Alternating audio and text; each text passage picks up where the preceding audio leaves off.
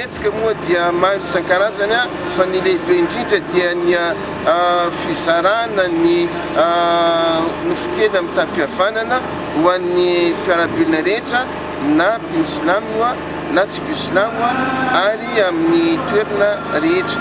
Misy moa ny manatitra any amin'ny fonja, misy manatitra any amin'ny hôpitaly, misy manatitra arakaraka ny fandaminan'ny fikambanana sy ny olon-tsotra araka izay anaovany azy. Ary koa misy ny sasany manao tahaka ny hoe match ohatra ny Las Vegas zao misy an'izay amin'ny toeran-kafa koa moa misy